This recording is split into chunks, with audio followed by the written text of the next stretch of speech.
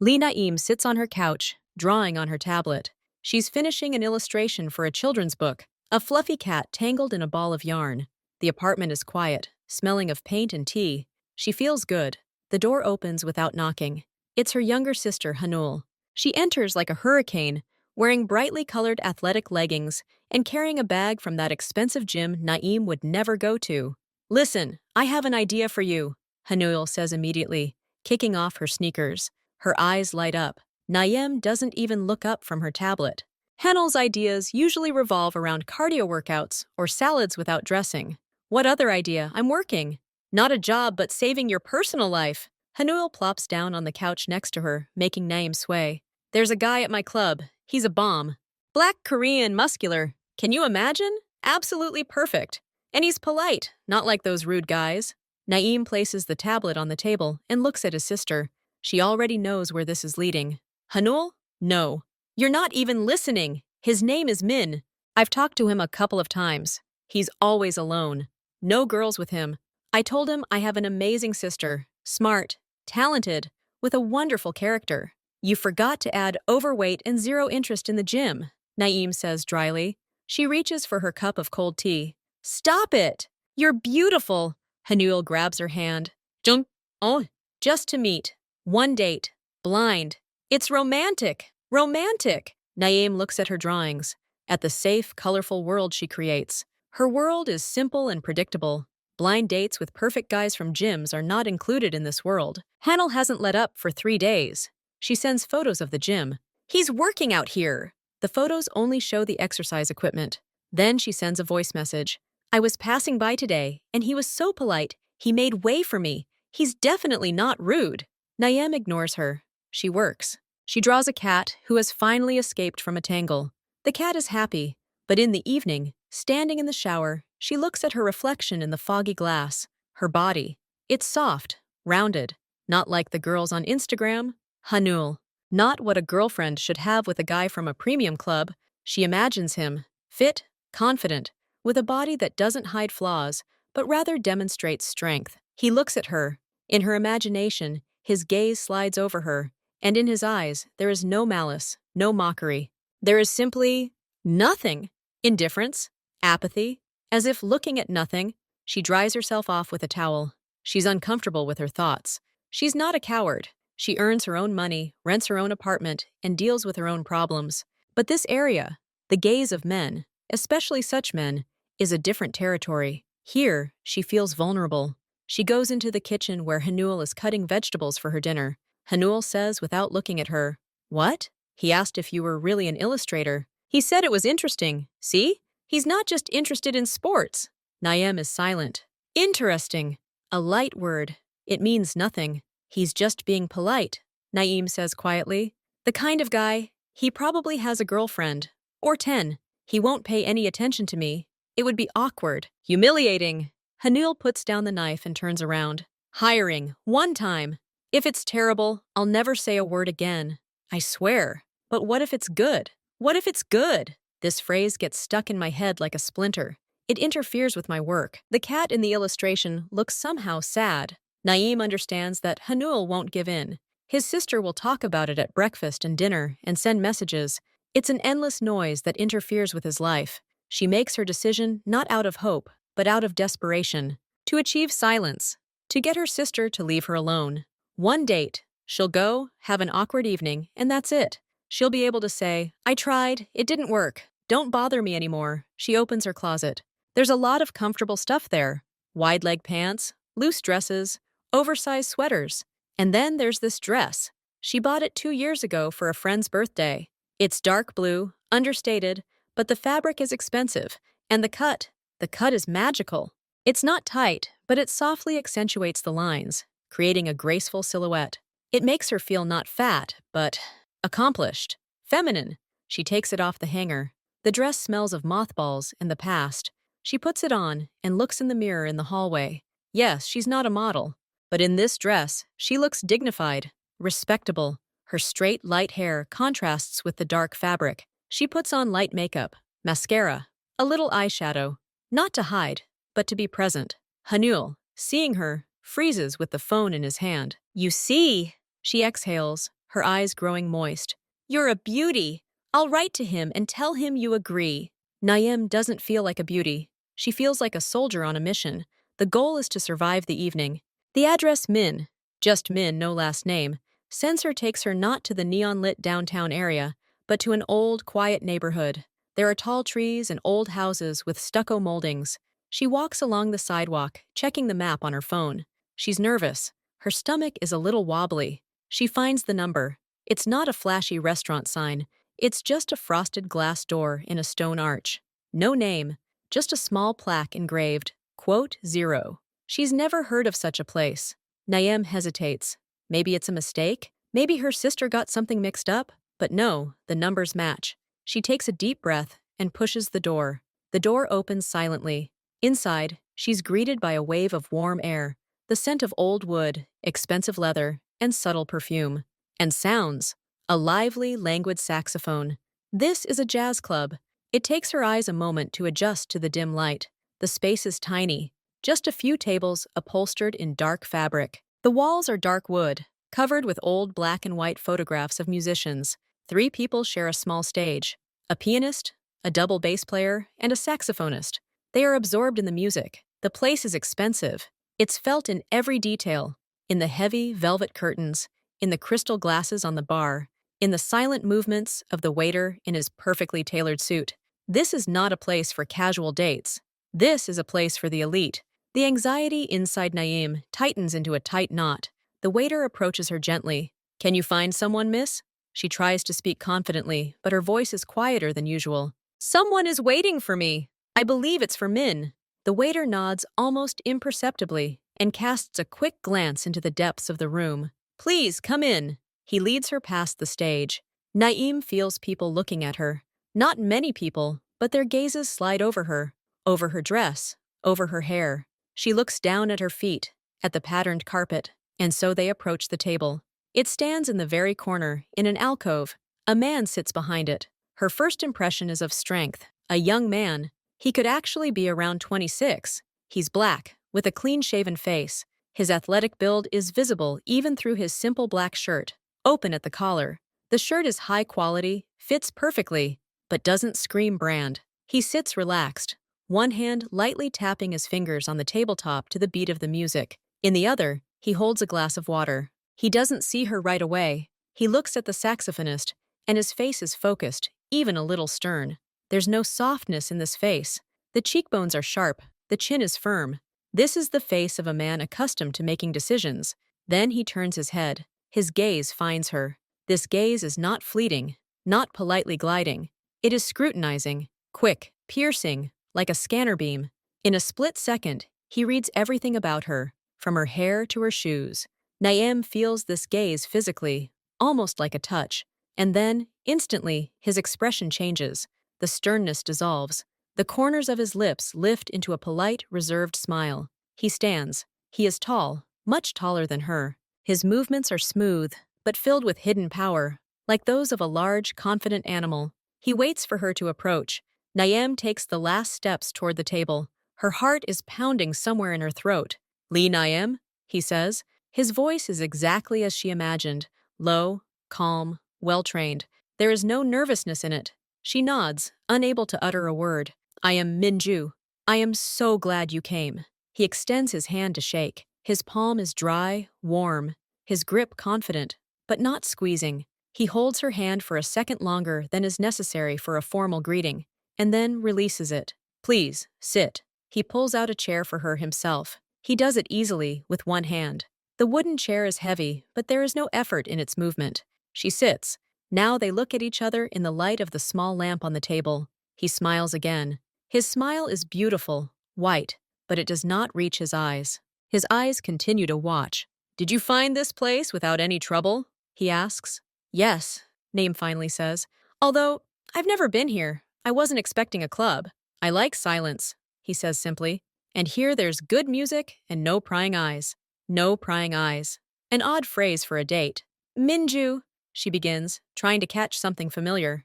"Is that my full name?" He pauses briefly before answering, almost imperceptibly. "For my friends, yes. You can just call me Minju." He didn't give his last name. In Korea, that's important. Introducing yourself with just your first name on a first meeting is informal, almost familiar, or evasive. That's the first oddity.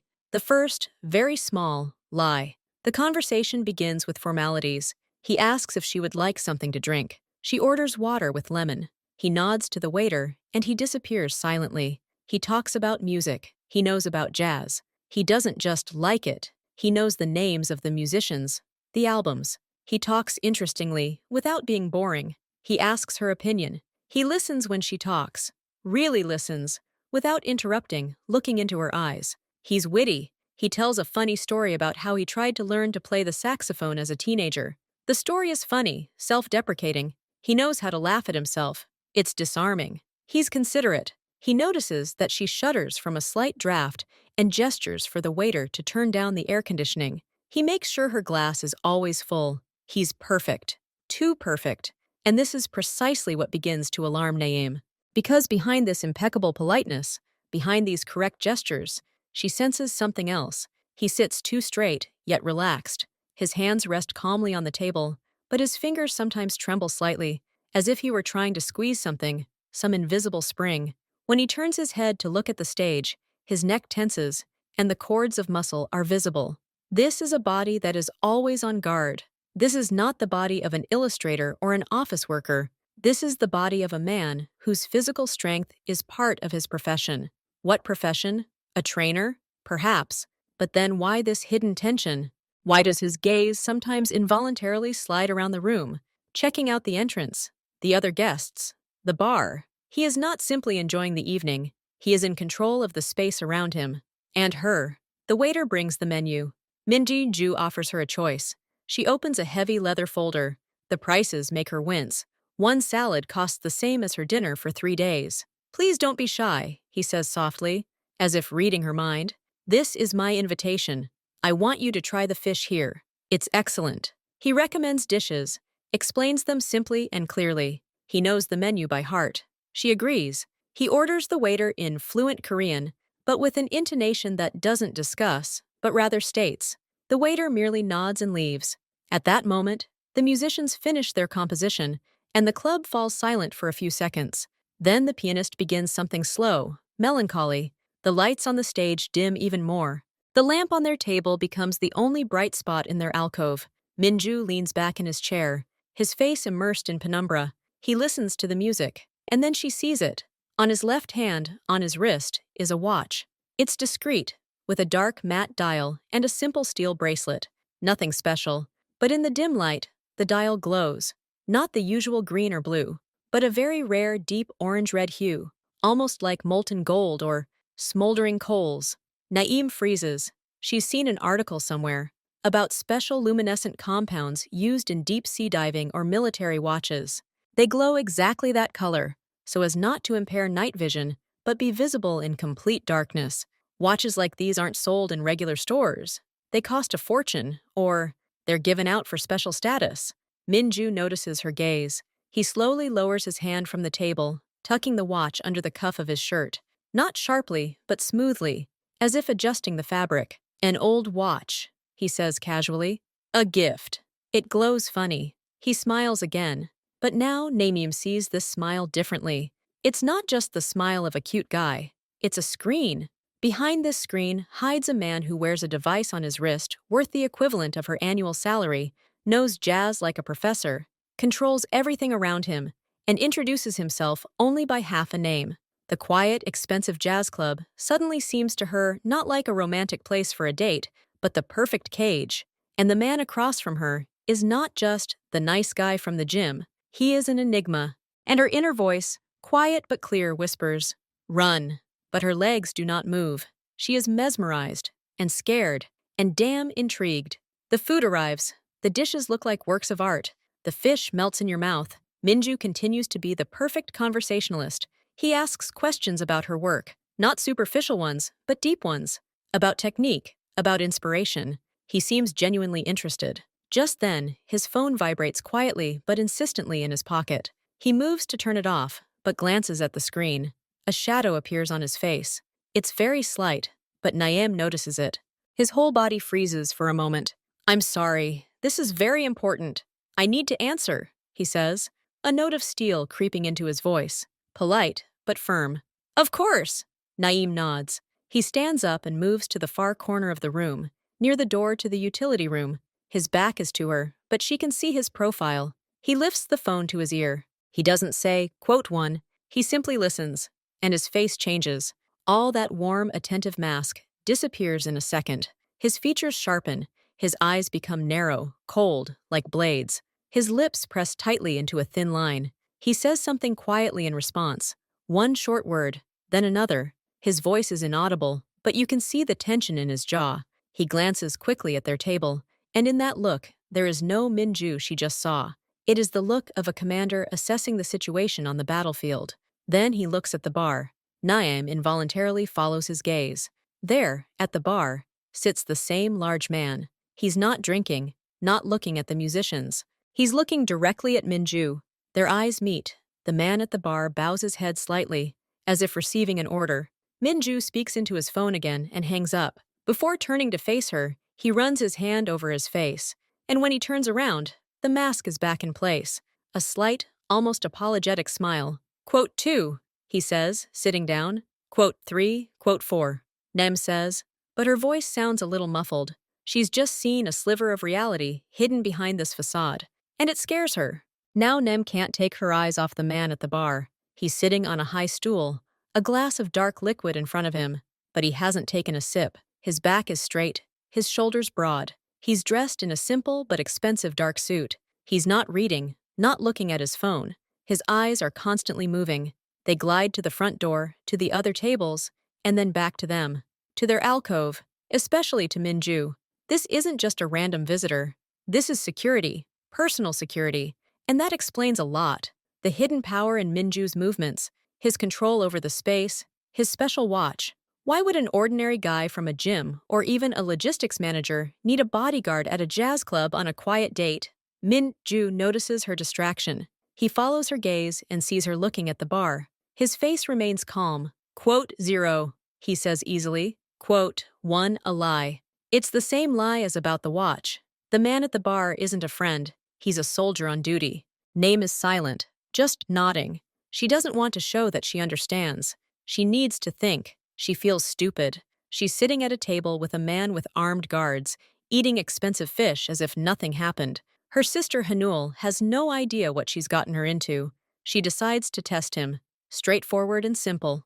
You mentioned work, Naeem begins, putting down his fork. What exactly do you do? There are many areas of international logistics. He looks at her. His eyes meet hers, but don't linger. He looks away to his glass of water, takes a small sip. The pause is too long for a simple question. I'm in charge of supply chain management, he says finally. His voice is even. We handle the delivery of specialized equipment to different countries.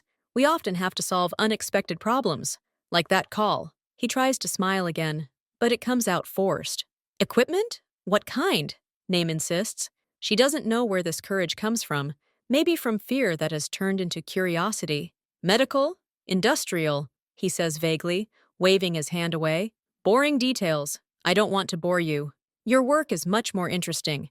You create worlds. He skillfully shifts the conversation to her, but the focus has shifted. He lied again. He didn't look her in the eye when he talked about his work. The man who had so confidently conducted a conversation about jazz now speaks in generalities, memorized phrases. Quote 0 is a cover. She's almost certain of it. He asks about her illustrations again, and something strange happens when she, still reeling from his lies, begins to talk about her latest book, about a girl who befriends a forest spirit. He changes. His posture relaxes. He stops scanning the room. He rests his elbows on the table and rests his chin on his folded hands. He listens. He asks questions. Why does the spirit have such transparent eyes? He asks. To show that he sees the essence of things, not their appearance. Naeem explains. He nods, and something like understanding appears in his eyes. No, more, like sadness. Genuine, deep sadness. It's beautiful, he says quietly, and important. She shows him some of her works on her tablet. He looks closely, zooms in on the images. He notices small details that are usually overlooked. Here, on the bark of this tree, you hid a small snail. Why? So that the most attentive readers would find a surprise. so that they would feel like discoverers. He looks at her, and his face softens for real. For the first time all evening, the mask cracks, and a real person appears through it. A tired person who finds peace in her imaginary worlds. This feeling is real. She can't be wrong. There is no calculation in this. The musicians begin to play something slow, languid. Minju looks at the stage, then at her. You don't mind? He nods toward the small empty space near the stage that serves as a dance floor. She hesitates. She doesn't like dancing, especially in public, but he looks at her the way he looked at her drawings, with interest, without judgment. I'm not a very good dancer, she admits. It's not a competition, he says simply. It's just music, she agrees. He stands, walks around the table, and offers her his hand. His hand is large, warm. He helps her to her feet. His touch is polite, but there is a sense of strength in it. He leads her to the dance floor. His movements are confident. He clearly knows how to lead a partner. He places one hand on her waist. The other takes her hand. His palm on her waist is not tight, does not try to pull her too close. She feels only a light, firm pressure, guiding her. It's the touch of a man accustomed to control, but not abusive. There's no impudence, no flirtation. There's respect and skill. They begin to move. He leads easily, and she follows, surprisingly, almost instinctively. He doesn't try to take complicated steps, just a gentle sway to the music. She feels the warmth of his body through the thin fabric of his shirt. She feels the muscles of his back under her hand. He smells of expensive soap and something else, barely perceptible, like the cold air before a thunderstorm. His head is tilted toward her, his gaze somewhere past her temple. In the dim light from the stage, she sees his neck, strong, with defined tendons, and then she notices it. A thin white line, a scar. It starts just below the hairline at the back of his head and disappears under the collar of his shirt. It's old, already healed, but very distinct. It doesn't look like a scar from a bike accident or an accidental injury. It's too smooth, too neat. It looks like the mark of a very sharp, very precise blade. Naeem freezes for a second. Ju senses it and looks at her. Is everything okay? He asks quietly. She nods, unable to utter a word. Her mind is racing. Who is he? An athletic guy doesn't get scars like that. Neither does a logistics manager. Only a man whose life is connected with violence, with danger, a soldier, a policeman, or something else. Her gaze involuntarily gravitates to the man at the bar again. The bodyguard, the scar, the watch, the cold gaze during the call. The puzzle begins to come together into a picture that terrifies her to the point of trembling, but she continues to dance, because the hand on her waist is still firm and respectful, because he hasn't done anything bad to her, quite the contrary, and this contradiction tears her apart. The evening draws to a close. Ju pays the bill without looking at the receipt. He helps her put on a light coat. The man at the bar disappears shortly before they leave, vanishing into the darkness as if he had never been there. It's chilly outside. Ju takes out her phone. I'll call you a taxi, he says. She waits next to him. He doesn't say much, and in the light of the street lamp, his face again seems thoughtful, distant. He's at work again. A couple of minutes later, a car pulls up to the curb, but it's not a yellow taxi or a ride-sharing service. It's a long black sedan. It gleams under the streetlights, like wet pebbles. The windows are tinted. It drives up silently, stopping exactly in front of them. Naeem looks at the car, then at Minju. There's no surprise on his face. The front door of the sedan opens. A man in a dark suit and white gloves steps out. It's not the man from the bar. This one is older, with a serious face. He walks around the car and opens the back door on Naeem's side. He does it precisely, almost military style. Then he turns to Minju, straightens up, and bows his head almost imperceptibly, but very respectfully. Sir, he says in Korean. His voice is quiet and emotionless. Minju simply nods in response. He puts his hand on Naeem's elbow, gently guiding her toward the open door. It's safer, he tells her simply. She gets in. The interior smells of new leather and some expensive air freshener. Everything is spotlessly clean. Minju gets in next to her. The door closes with a dull, sealed thud. The driver gets behind the wheel. His face is hidden through the glass separating the front seats from the back. The car starts moving smoothly, without any jerks. The cabin is completely silent. Not even the engine is audible. The windows muffle all the sounds of the city. Ju sits back in his seat. He looks out the window at the passing lights. His face in the dim light seems carved from stone. All the warmth, all the liveliness she saw when he talked about her drawings is gone. He is thinking about something else. About that call. About work. He has returned to his reality. And this reality is harsh and silent. Naeem sits motionless. Her hands are in her lap. She is afraid to move. She is trapped in a luxury car with a man who could be anyone. Sir? That's how you address a boss. An important person, not a middle manager. She wants to say something, to ask, but the words stick in her throat. The atmosphere in the car is oppressive. This is not a romantic continuation of a date. It's a cash-in-transit van, transporting her from one incomprehensible reality to another. The car stops in front of her building. It's an ordinary 5-story building. The black sedan looks alien, like something out of this world. The driver gets out again to open the door for her. Naeem quickly gets out. She feels awkward about the service. Min Ju gets out after him. He says something short to the driver in Korean. The driver gives her a quick, assessing glance, gets in, and drives off to wait a few meters away. They are left alone under the entrance. The streetlight is dim. Naeem turns to him, expecting a formal farewell, and maybe even an attempt at a kiss, despite the strangeness of the evening. But Minju does neither. He stands in front of her, his arms hanging at his sides. He looks at her, and the same sadness from the club returns to his eyes. "Thank you for this evening, Lee Naeem," he says quietly, almost a whisper. "Thank you," she murmurs in response. He pauses. He seems to be choosing his words. "You were the calmest place in my day today," he says finally. The words do not sound like a compliment. They sound like a statement of fact, like a confession. There is no saccharine sweetness in them. There is weariness and something akin to melancholy. He says it as if his day is a battlefield, and she is a quiet room into which he has briefly peered. He does not try to get closer. He does not extend his hand. He simply stands. Can we do it again?" he asks. And for the first time all evening there is uncertainty in his voice. Real, not feigned.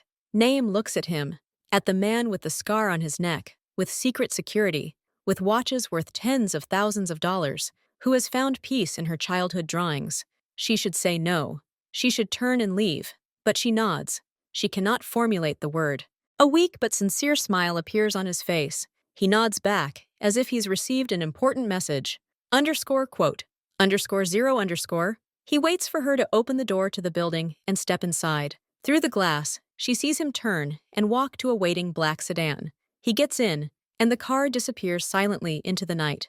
Naeem leans against the wall in the building. Her legs are shaking. Her heart is pounding. She's just had the strangest, most frightening, and most intriguing date of her life, and she's just agreed to a second.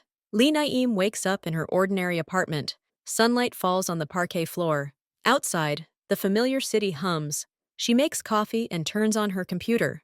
On the screen is her latest illustration, a forest spirit with translucent eyes. But ordinary life isn't so ordinary anymore. Her thoughts constantly drift to last evening. She remembers his voice, his laughter, when he talked about the saxophone. Then other images emerge, his frozen, cold face during the call, the thin white line of a scar on his neck, the dull thud of the black sedan door. These contradictions haunt her. She tries to draw, but the lines refuse to obey. She looks at her characters. Simple, understandable, with clear motives. Minju doesn't fit any mold. On the one hand, there's genuine interest, respect, and sadness. On the other, there's lies, security, and a hidden threat. She picks up her phone. She doesn't have his number. He said he'd call. She doesn't know if she wants to call. She feels as if she's accidentally opened a door to a parallel world where different laws apply. And now that door won't close completely. 2 days later, the intercom rang. An unfamiliar male voice announced a delivery. She wasn't expecting any orders. A courier in the uniform of an expensive delivery service brings a large, flat box, carefully wrapped in thick craft paper, into the apartment. The box is heavy. "For you," says the courier and leaves. Naeem places the box on the table. There's no card, no identifying mark. She cuts the tape and unfolds the paper. Beneath it is a dark wood gift box. She opens the lid. Inside, on a velvet bed, lies a book. Enormous, heavy, bound in embossed leather. She carefully takes it out. This is a rare collector's edition, an album of illustrations by Arthur Rackham, her favorite artist since childhood. She had only seen it at online auctions. It was worth a fortune. It contained all his best works, printed on handmade paper. It was a dream she had never even dared to imagine. Her heart is pounding. She knows who it's from. Only one person all evening knew about her love for Rackham. Only he listened so attentively when she spoke about the influence of the old masters on her style. These aren't flowers. These aren't perfumes. This is a gift that says, I listen to you. I understand you. It's incredibly generous and incredibly frightening because such generosity comes from a man who hides his true life. Such a gift isn't just a gesture. It's a demonstration of strength and possibility. He can get what's out of her reach. And he did it easily, simply, as if he were buying a box of chocolates. She runs her fingers over the embossed cover. A feeling of gratitude mingles with a chill of fear. Is he watching? Does he know her taste that well? Or is he simply adept at obtaining information? She places the book on the shelf. It looks like an alien, overly precious artifact.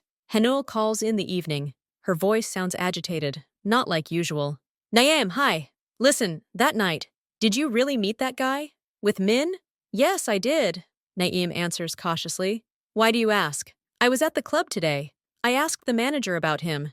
Do you know what he said? Naeem is silent. She feels a shiver run down her spine. He said this Min does come by occasionally, once every few months.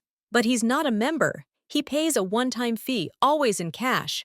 And he never trains in the common areas. He has access to a separate, closed area.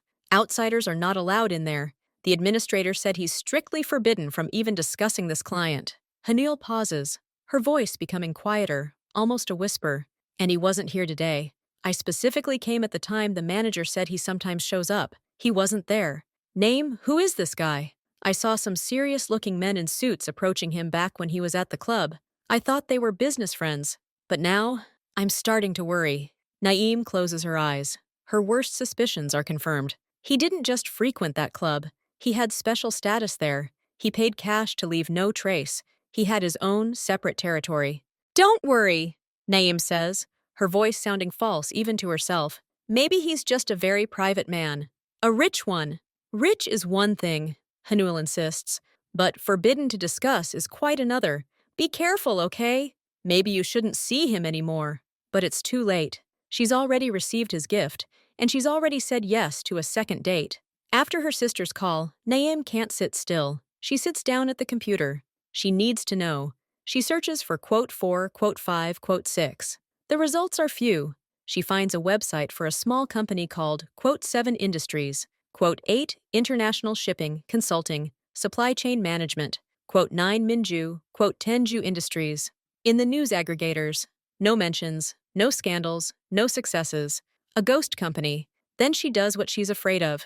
She searches Korean forums dedicated to crime reports or business scandals. She enters his name in transliteration. At first, nothing. Then, deep in the pages of an old, half-abandoned forum, she finds a fragment of a phrase. A discussion of some conflict between clans from several years ago. Someone writes, "They say old Jew's son is involved. The one after the army." The message ends. Nothing else. Jew's son. Army. Clan conflict. The words hang in the air before her, heavy and ominous. She quickly closes the tab, as if she might be caught. Her hands are shaking. She found no proof, but she found a shadow. And that shadow is far more frightening than a complete lack of information. In a few days, she needs to deliver the finished work to the publishing house. It's located in an area with many office buildings and banks. She leaves the subway and walks down the street, lost in her thoughts. She's just thinking about the scar on his neck when she looks up and sees him. Minju emerges from a tall, austere glass and concrete building. It's not the building whose address was on the Jew website. Industries. This is a prestigious business center where large law firms, hedge funds, and embassies rent space. He's not alone. 4 men surround him. 2 walk ahead, clearing the way, their eyes scanning the crowd. 1 walks right behind him, almost touching him. Another brings up the rear. All of them are wearing well-fitting dark suits. No ties. Their faces are inscrutable. Minju is in the center of the group. He walks with a quick, confident gait. He's wearing a dark gray suit that fits him perfectly, accentuating his athletic build. He looks straight ahead. His face is focused, almost stern. He says something to the man walking behind him without turning his head. The man nods without asking questions. Naeem freezes, pressed against the wall of the building. Her heart is pounding so loudly, she thinks it will be heard over the noise of the street. She watches. The group approaches the sidewalk, where two black SUVs with tinted windows are already waiting, their engines running. One of the men in front opens the rear door of the first SUV. He does so automatically, his eyes continuing to scan his surroundings. And then something happens that erases the image of a logistics manager from her head forever. A small group of businessmen in suits emerges from a nearby building. They're noisily discussing something and inadvertently block the path of Minju's group. They don't notice him. One of Minju's guards steps forward to push them back, but Minju stops him with a barely perceptible gesture. He simply raises his head and looks at the group of businessmen. He doesn't say a word. He doesn't raise his voice. He simply looks. His gaze isn't that of an irritated passerby. It's the gaze of absolute, undeniable authority, cold, heavy, piercing. And that's enough. The business group falls silent mid-sentence. They turn, see him, see his men. Their faces turn pale. They immediately, almost fussily, part, pressing against the wall. One of them even bows awkwardly, apologizing wordlessly. Minju passes them without even giving them another glance. He gets into the car. His men take their seats. The doors slam. The SUVs smoothly pull away and merge with the traffic. Naeem still stands, pressed against the wall. Her palms are damp. She didn't just see a businessman. She saw a prince of the underworld, a man who is obeyed with a single glance, a man for whom people make way. And this man, last week, slow danced with her and listened to her stories of forest spirits. She feels dizzy. The chasm between his two lives, the one with her and the one she just witnessed, now seems bottomless. And she's already standing on the very edge. The call comes a week after that meeting on the street. Naeem sees an unknown number and realizes it's him. Her hand shakes as she picks up the phone. Hello? Quote, _0, __. His voice on the phone sounds the same as it did back at the club. Calm, warm, quote, one. She doesn't answer right away. Images flash through her head. Black SUVs, people making way, his icy gaze. Take a risk? She repeats. Agree to go on a second date with me, he explains, a slight smile in his voice. I know there were a lot of questions last time. She sees his face again as he looked at her drawings. She hears his words. You were the calmest place in my day. Okay, she says, before fear can take over. Where? He gives the address. It's not a jazz club or a fancy restaurant. It's a small, cozy place with Korean cuisine in a casual neighborhood. Nothing flashy. She's surprised. She arrives first that evening. The restaurant is truly simple, family-run. It smells of broth and kimchi. Minju arrives 5 minutes later. Alone. No security in sight. He's wearing simple dark jeans and a sweater. He looks younger, almost like a regular guy. When he sees her, he smiles a wide, genuine smile that reaches his eyes. He seems happy to see her. You've come, he says, sitting down. I'm glad. The whole evening, he's focused on her again. He asks about her week, about her work. He tells funny stories from his childhood in Seoul, without mentioning anything about family or business. He's the one who danced with her again. Sweet, attentive, witty. This confuses her. She's almost ready to believe that that scene on the street was a figment of her imagination, but she can't let it go. While he laughs at her story about getting lost in her own layers in a graphics editor, her gaze falls on his neck. Today, he's wearing a turtleneck. The scar is a little more visible. A thin white thread against dark skin. She makes up her mind, carefully choosing her words. Minju, I noticed it then. On the dance floor. You have a scar on your neck. Was that serious? He falls silent mid-sentence. His smile doesn't disappear, but it's different. More familiar, more forced. The mask slips back for a moment. Quote, _0, He runs his fingers casually over the scar, as if he'd just remembered it. An old mistake. A bad fall off my bike as a kid. Got caught on some protruding rod. He says it easily, but his eyes don't meet hers. He looks past her, at the wall of photographs. It's the same evasiveness as when he asked about work. She doesn't believe it. She's seen scars like this in documentaries. A clean, even cut. It's not a laceration from a rod. It's a blade mark, from a knife or a shard of glass. He sees the doubt on her face. His own smile fades. It was a long time ago. No need to worry, he says softly, but his voice is a request, even a command. Drop the subject. She steps back, nods, but something inside her hardens. He lied again. Outright. And very badly. There's an awkward pause. Minju plays with his chopsticks on the table. He looks upset. He realizes he's ruined the moment. Then he looks up at her. There's a struggle in his eyes. He's weighing something. "You think I lie all the time?" he says quietly. It's not a question. She doesn't answer. Her silence is the answer. He sighs heavily. Then he takes his phone out of his jeans pocket. He unlocks it, scrolls through the gallery, and finds a photo. He turns the screen toward it. "I can't tell you everything. Not now. Maybe never. But I can show you why. Why I became this way." It's him in the photograph, but he looks younger. He could be 20. His face is less hard, more open. He's sitting on the grass in a park. A little girl is sitting on his lap, her arms around his neck. She's about 6 years old. She has large dark eyes and a sweet, bright smile. But something's off. Her posture is a little unnatural, one hand resting limply on his chest, her fingers curled. The girl is wearing a pretty dress and orthopedic shoes. "This is Sohyun, my little sister." "Aj," Minju says. His voice becomes very soft as he says her name. "She has cerebral palsy. Our mother died when Sohyun was 3. Our father was too busy with his business. I'm her guardian. I basically raised her." He looks at the photograph with such tenderness and pain that Naeem catches her breath. "This can't be fake. This is real. She's the kindest soul in the world," he continues. "She loves your cartoons, especially the animal ones. She's the reason I do a lot of what I do, so that she has everything, so that she's safe. Always." He puts the phone away, his face becoming serious again. "But, quote, 0. He gestures with his hand, as if waving away something unimportant. Quote 1. It's not an excuse. It's an explanation. And it's the first truly honest piece of truth he's given her. She believes him. She believes his love for his sister, and that makes everything even more complicated. Naeem feels like she needs to be alone to process what she heard. "Excuse me, I'll just be a minute," she says, and gets up, heading in the direction indicated by the toilets. She enters a small room with a sink, shared by both men and women. Voices can be heard from behind the door to the men's quarters. 2 men are speaking in Korean. She's about to simply wash up and leave, but one word makes her freeze. Quote 2. She doesn't want to eavesdrop, but she stands frozen at the sink, and they speak loudly, confidently, so that no one else can hear them. "Yesterday's supply problem in the East," says one voice, low and hoarse. "The boss wasn't happy. He said to sort it out quickly and quietly. He's already on edge after that incident with the Pak family." Quote 1.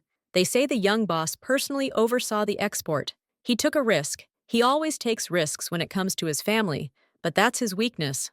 Although, who knows? Maybe it's his strength. That's why people follow him." "Quiet." The second one cuts him off abruptly. "Not here." There's silence in the men's restroom. Then the sound of a flush. Footsteps. The door opens. Naeem quickly turns on the water and pretends to wash her hands. 2 men in dark, comfortable jackets emerge from the restroom. They cast a quick, appraising glance at her, but don't linger. They walk out into the restaurant. She stands, icy water running over her fingers. "Young boss. Supply problem. Family incident. Export. Took a risk." The words form a clear, terrifying picture. This isn't about medical equipment logistics. This is about something else entirely. Something illegal. Dangerous. She wipes her hands and slowly exits the restroom. Her eyes immediately find the 2 men. They're sitting at a table in the corner of the restaurant, not far from the entrance. Cups of tea sit in front of them, but they're not drinking. They're watching. Their gazes are directed toward her and Minju's table. Naeem walks to her seat. She feels those gazes burning into her back. She sits down opposite Minju. And at that moment, one of the men, the one with the hoarse voice, turns his head. His eyes meet Minju's, and the man nods almost imperceptibly, but very clearly. The nod of a subordinate reporting that everything is in order, or the nod of an accomplice confirming that they are on duty. Minju gives a barely perceptible chin lift in response. Order received. Guards in place. They're here. His people. He didn't come alone. He came with his security detail, which blended into the simple restaurant setting. He's in control, even here, at dinner with her. The silence at their table grows thick, unbearable. Minju sees that she's realized something. He puts down his chopsticks. Quote 0, he asks quietly. She looks at him, at his face, which just now gazed so tenderly at his sister's photo, at his hands, which can tenderly hold a child and perhaps can do terrible things. She takes a deep breath. There's fear, but it's overpowered by the weariness of the games, the half-truths. Min-ju, she begins, her voice surprisingly even. Who are you really? Are your people following you even here? In this little restaurant? She sees his body tense, not to attack, but like a man caught off guard. His eyes widen for a second. He glances quickly at the corner where the two are sitting, then back at her. He doesn't try to deny it. He doesn't try to lie again. He simply looks at her, and his face changes. All the mask, all the pretense, all the easy playfulness is gone. What remains is weariness, a deep, piercing sadness. He looks like he's carrying an unbearable weight on his shoulders, and only now is he letting her see it. I wanted a normal evening, he says finally. His voice is quiet, strained. With you, I'm sorry. I can't seem to do anything truly normal. It's not an answer to her question, but it is an admission that her suspicions are correct, that his life is not the life of an ordinary person. He takes a sip of water as if he needs time to collect his thoughts. I can't tell you the details, Naeem. It's not because I don't trust you. It's because it's safer for you. He looks straight at her, and there's no longer any secrecy in his eyes, only sincerity and weariness. My business, he pauses, choosing his words. It's complicated. Very. There are many dark sides to it. Many people who are jealous, who want to harm. Many rules that exist only for us. I have to be always on guard, always in control, even here, especially after what happened recently. He's referring to the incident the men were talking about, the supply problem. But with you, he continues, his voice softening, with you, I forget about it. When you talk about your drawings, when you laugh, I stop being who I'm supposed to be for an hour. I become just a person. Min-ju, Seo-hyun's brother, a man who was lucky enough to meet an interesting girl. He falls silent, letting her digest his words. These people here, he nods slightly toward the corner, they are part of my world. They are my shadow. They provide security. Mine. And now perhaps yours too. Because if anyone finds out you mean something to me, he doesn't finish the sentence, but his meaning is clear. She has become a vulnerable spot, a target. Naeem sits, stunned. He doesn't make excuses. He explains the rules of the game she has unwittingly entered. He offers her a choice without even asking.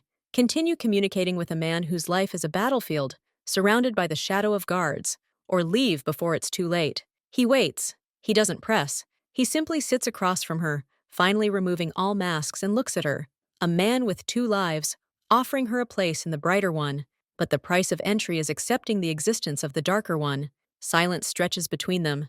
Naeem hears laughter from another table, the clink of dishes, the ordinary sounds of ordinary life. But here, in their corner, the air is different, thick with unspoken threats and naked truths. She looks at his face, at the weariness in the corners of his eyes, at the sincere, genuine sadness. He's not trying to deceive her or sugarcoat it. He said, __0_.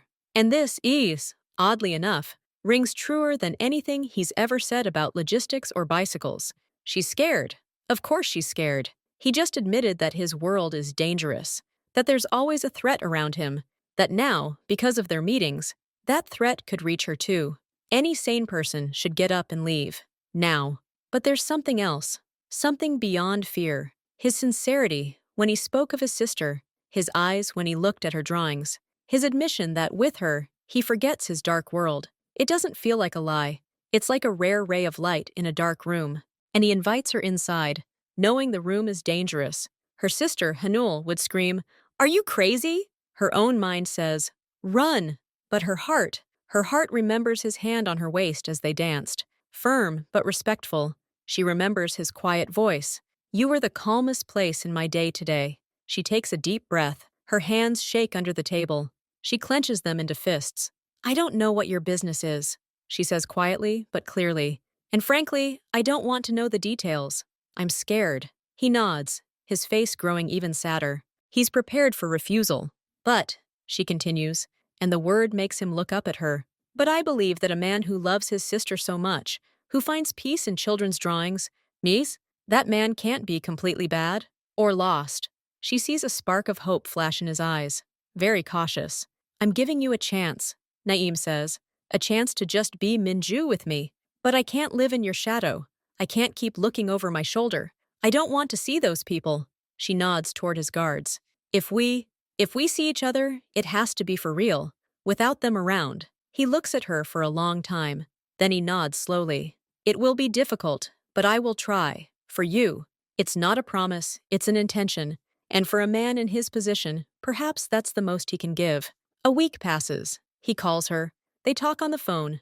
Briefly, simply. He asks how she's doing. He tells her that Sohyun painted a picture and wants him to show it to underscore, quote underscore 5, underscore this touches her deeply. He doesn't ask her out. Perhaps he's fulfilling her request and trying to shield her from his world. Or perhaps something is happening in his world right now. He sounds worried, though he tries not to show it. One evening, as she's finishing up a new sketch, the intercom rings sharply and incessantly. Not just one ring, but a long, alarming one. Hiring is coming to the panel. Yes? Miss L and Naem?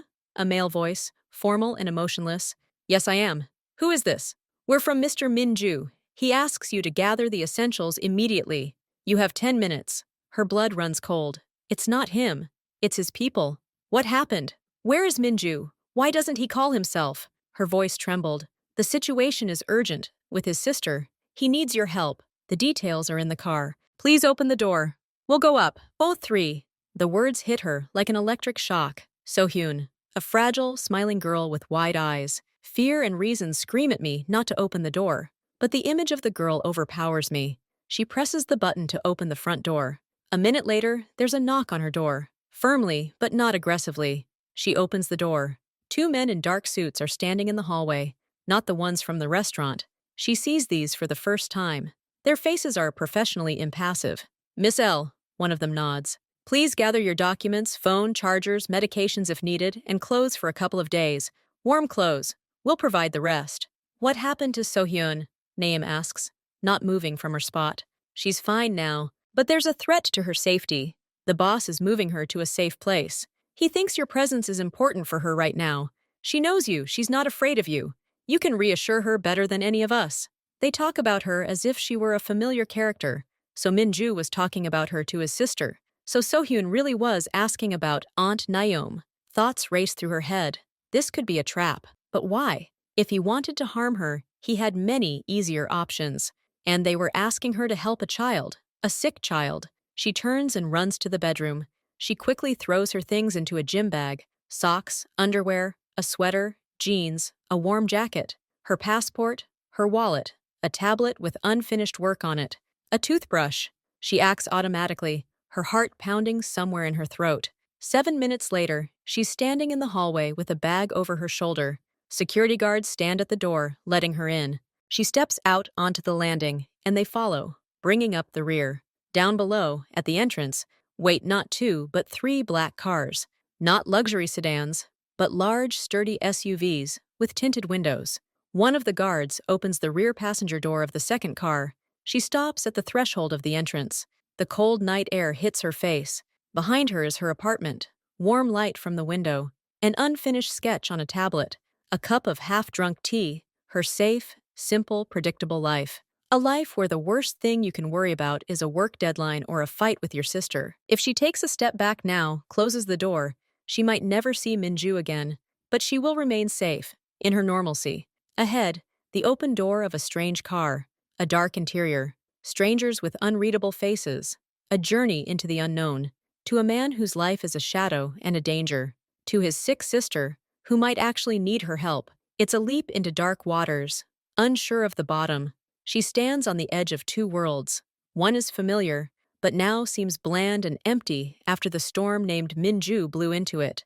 The other is dangerous, dark, but it contains a spark of something real. His love for his sister, his interest in her inner world, the chance to be more than just an illustrator for someone, but underscore, quote underscore 0, underscore, the wind ruffles her straight light hair. She grips the strap of her bag so tightly that her fingers turn white. The guard doesn't rush her. He simply waits. He understands the choice she faces. She remembers his words, "I wanted a normal evening, with you," and his tired, sad face when he said, "I'll try." She takes a deep, shaky breath, then another, and takes a step forward. She gets into the car. The door closes with a dull, hermetic thud, cutting off the sounds of the familiar world. The interior smells of cleanliness and cold metal. The guard sits next to the driver. The other one sits in the passenger seat next to her. She sits in the middle of the back seat. The car moves smoothly. She doesn't look out the window at the receding light. She stares straight ahead. Her face, reflected in the dark glass, seems alien to her, resolute and frightened at the same time. She doesn't know where they're taking her. She doesn't know what lies ahead. She doesn't know if this is the right choice. But she did it. She stepped into the unknown, for the sake of a sick girl's smile, for the sake of a spark of hope in the eyes of a man from another world, for the chance to see what would happen next. The cars pull out onto the night highway and pick up speed, taking her away from everything she knew. Ahead lies only a dark road and a foggy future. The cars move quickly, but smoothly. Naeem sits motionless. Her bag rests on the floor between the guard's legs. She looks at the backs of the front seats, at the dark backs of the men's heads. No one speaks, only the quiet hum of the engine.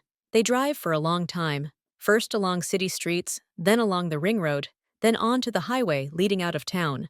The lights of streetlights and shop windows are left behind. Outside, it's now dark, with the occasional glimpse of lonely lights from summer cottages or trucks in the oncoming lane. Is this a kidnapping? The thought flashes through her mind. But no. She opened the front door herself. She got into the car herself. They didn't threaten her. They said she needed her help, but the feeling of being trapped doesn't go away. She's in a confined space with strangers, and they're taking her to an unknown destination. She decides to break the silence. "Where are we going?" The guard next to the driver, without turning around, answers briefly. "To a safe place." "Where is Minju? Where is Sohyun?" "They're already there. You'll see each other soon." She falls silent. The answers explain nothing, but there's no point in asking again. These people aren't for talking. They're for action. She takes out her phone. There's no service. They're already somewhere without coverage, or there's a signal jammer in the car. She can't call her sister, can't tell anyone where she is. She's completely isolated. Fear washes over her again. She closes her eyes and tries to breathe deeply. She thinks about Sohyun, about her photograph. She can't imagine Minju using his sister as bait. No, she doesn't believe that. His feelings for the girl were genuine. So the threat is real, and they might actually need her. After a while, the convoy of cars turns off the highway onto a narrow country road. The car begins to shake slightly. They drive through the forest. The pine trunks flicker in the headlights. Finally, lights appear ahead. Not city lights, but a few bright dots. The cars slow down and stop in front of a tall metal fence with a gate. Beyond the fence, a low, long building is visible, resembling a modern bunker or a heavily fortified cottage. The windows are small with frosted glass. All around is only forest. The driver says something into the radio. The gate opens automatically inward. The cars pull into a small paved area in front of the house and stop. One of the guards outside opens the door. "Please!" She steps out. The night air in the forest is cold and smells of pine needles and damp earth. All around is silence, broken only by the chirping of crickets. Here, in the wilderness, the feeling of isolation only intensifies. The door of the house opens. A silhouette appears in the light, pouring from within. Tall, familiar. Minju. He takes a few quick steps toward her. She sees a mixture of relief and tense anxiety on his face. He's dressed in simple black sweatpants and a dark t-shirt. He looks like he hasn't slept for several hours. "We're hiring," he says, stopping in front of her. His voice is hoarse. "Sorry it's like this. Thank you for coming." She just looks at him. Fear, fatigue from the journey, misunderstanding.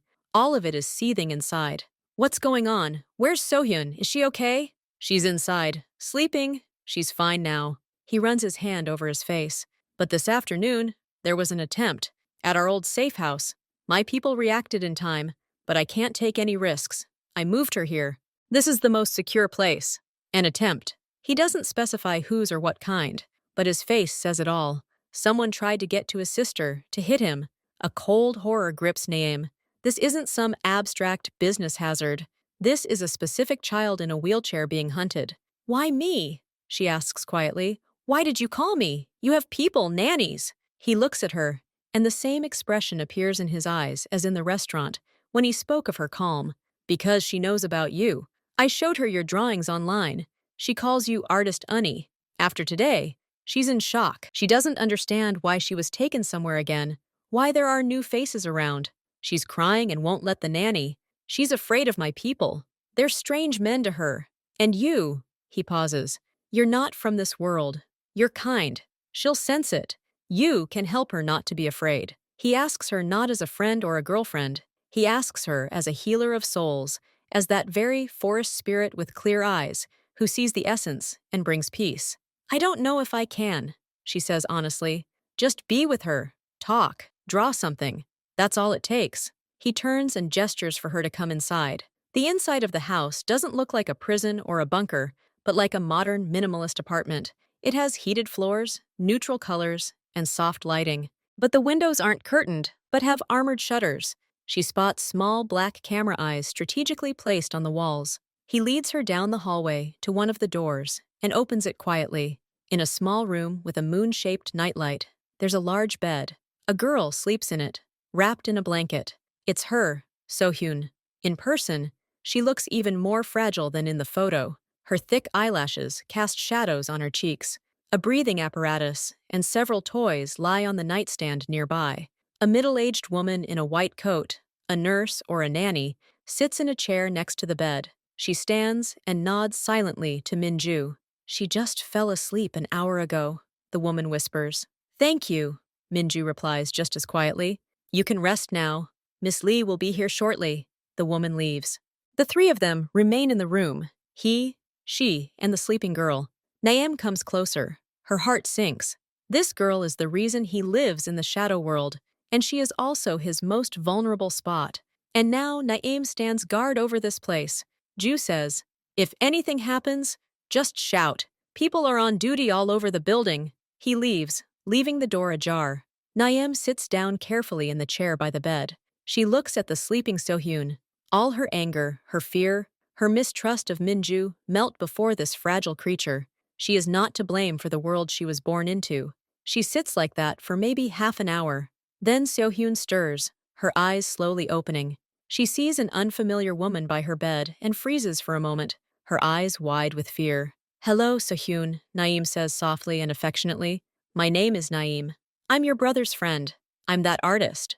The girl looks at her without blinking. Then her lips tremble. Ani? Drawings of birds? Yes, Naeem smiles. With birds and a forest spirit. So-hyun nods slowly. The fear in her eyes slowly recedes, giving way to curiosity and weariness. New people again. New house again. I'm scared, she whispers. I know, darling. But your brother is here, and I'm here. We're both with you. Do you want me to draw you something? Right now? So-hyun nods, hugging her stuffed bunny. Naeem picks up a notebook and pencil from the nightstand, apparently prepared by her nanny. She begins to draw. The simple lines form the familiar silhouette of a forest spirit. But today, the spirit holds not a magic ball, but a small flashlight, illuminating a path through the dark forest for a little girl who looks very much like So-hyun. She draws, and the girl watches, mesmerized. Her breathing becomes more even. The fear fades. She finds familiarity in this strange, frightening new place. She finds an anchor. Naeem understands that this is exactly why she's here. Not for Minju, for this girl, to be her flashlight in the darkness. And in that moment, all her doubts recede. She made the right choice. Even if this world is dangerous, even if tomorrow will be scary, she is needed now, truly. And this feeling outweighs everything.